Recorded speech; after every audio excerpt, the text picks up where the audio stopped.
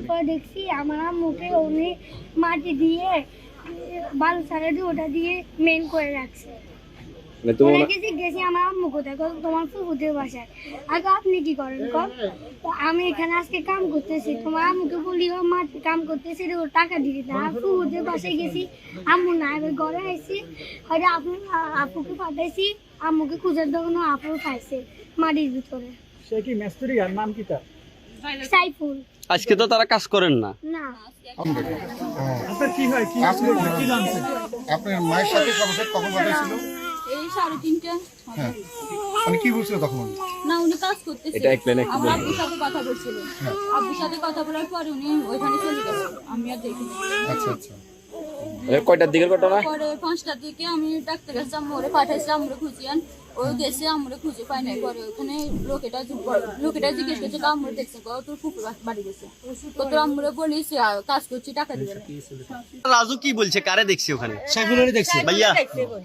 হ্যাঁ, আমি দেখছি সাইফুল হে গেছে, এরা মোর তোয়ারে গেছে, কারা আম্মু কই তোরা আম্মু তোমার আন্টির বাদ গেছে।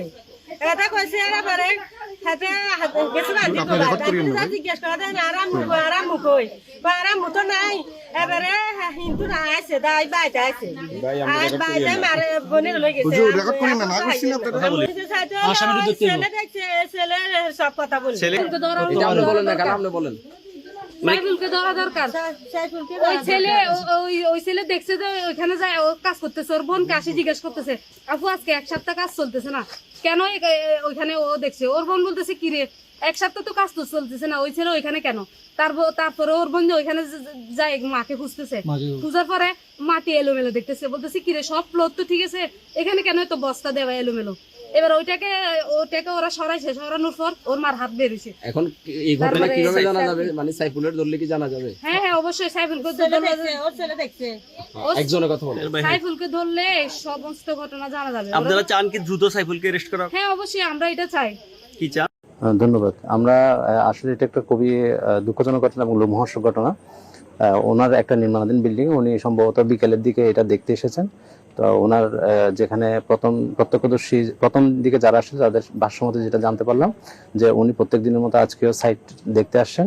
তো দেখতে আসার পর যখন দেরি হচ্ছে তখন ওনার ছেলে এসে প্রথম খোঁজ করার অনেকক্ষণ পরে দেখতে পাই যে ওখানে বালির সাথে অনেকটা লেবেল করা একটা নারীর দেহ এবং ওনার মায়ের।